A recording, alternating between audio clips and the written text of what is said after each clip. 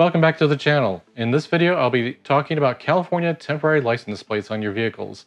That came out of Assembly Bill 516 from the 2015-2016 legislative year. So we'll be talking about the history of that and what it made you have to have after you leave a car dealership if your car doesn't already have permanent license plates on it. So let's get through that intro and we'll start talking about it.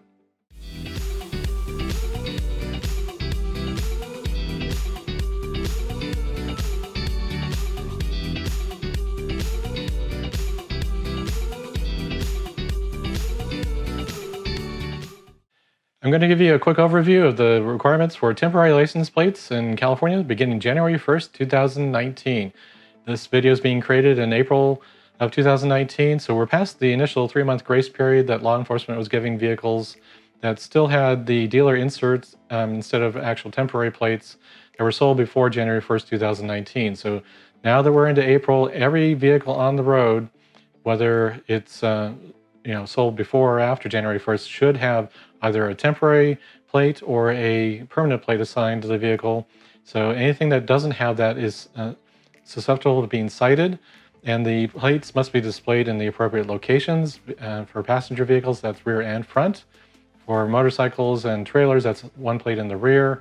Motorhome, anything that has a plate that should normally display it should have either a temporary or permanent plate in place. A temporary plate is issued by the selling dealership. It's not a private party situation. So if you're buying a vehicle from a private party and the vehicle does not have a plate, such in the case maybe the vehicle had a personalized plate on it and the owner's retaining the plate, in that case you need to go to DMV to report the sale within a specified time, which I believe is 10 days.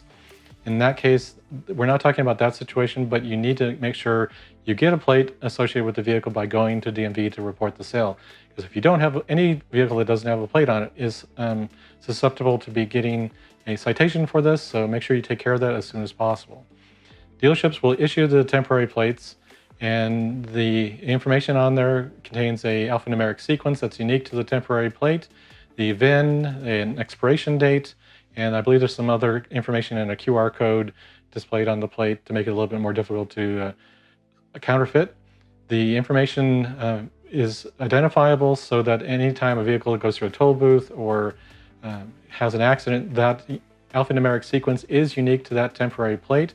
So it can be used to look up the vehicle owner by contacting law enforcement, contacting DMV to find out who owns the vehicle. This hopefully takes care of the situation where vehicles were involved in those situations and they just couldn't be identified. So going forward, you need to have the plates in the proper locations, front and rear. And for front, that does not mean inside the windshield area. It must be displayed in the appropriate location on the front of the vehicle. I'm not here to debate the front plate requirement here in California. Sorry, that's just the way it is here in California.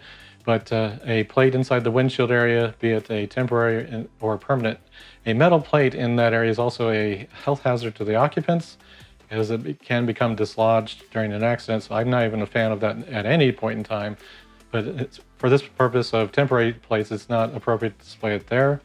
And the orientation of the plate must be such that the plate can be read from left to right. So you have it in a horizontal fashion on a motorcycle or trailer. I've seen plates where they're mounted in the case where they are in a vertical format and you have to read it from bottom to top or top to bottom. That's not the appropriate orientation for the plate. It must be in a horizontal orientation and be able to be read from left to right. So keep that in mind if you're looking for a license plate mount for your motorcycle or trailer, that you get one that complies with the vehicle code. So if you haven't received your plate from DMV within the 90-day period, I'd say about the 75th or 80th day, somewhere in there, contact the selling dealership to find out where your plates are. If they don't know, contact DMV. And if there's no way to identify when you'll get your plates, have the dealership issue a second set of temporary plates for that particular vehicle, because the temporary plates are only good for 90 days, maximum of 90 days. So they'll have to be swapped out for another one while you're waiting for whatever the issue is to get resolved for your plates to be issued for the vehicle. Now, I'm not talking about personalized plates. That's a separate transaction altogether. Self-selected personalized plates are something that can take 3, 4, I've seen or heard of times up to 6 months. So you can't have a temporary plate on for 6 months while you're waiting for that.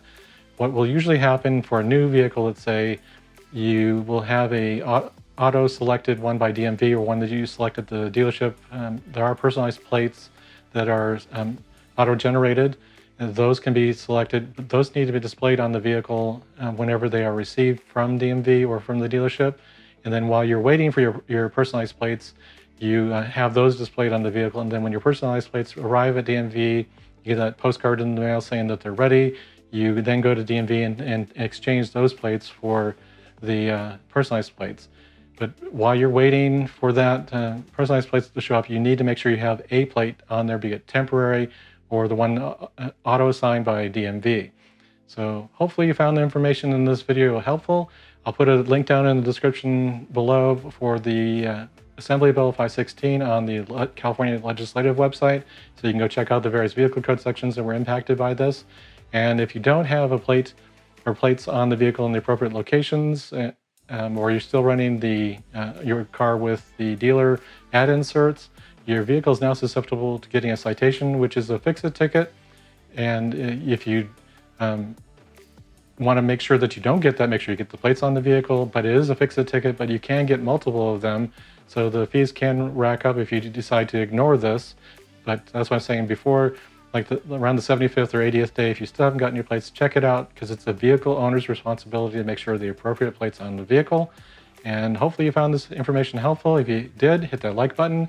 If you haven't subscribed to the channel already, I have information like this: exhaust noise, citation information, vehicle repair information. I hope you'll find that kind of information helpful to you. And check out the channel, hit that subscribe button, and we'll see you in the next one. Thanks for watching. If you like this video, smash that like button. If you're stopping by the channel for the first time, please subscribe to the channel. Click that bell icon to get notified when I upload new videos. Please follow Retro Car Guy 530 on Facebook, Instagram, and Twitter. Thanks for taking the time to visit the channel, and I'll see you in the next one.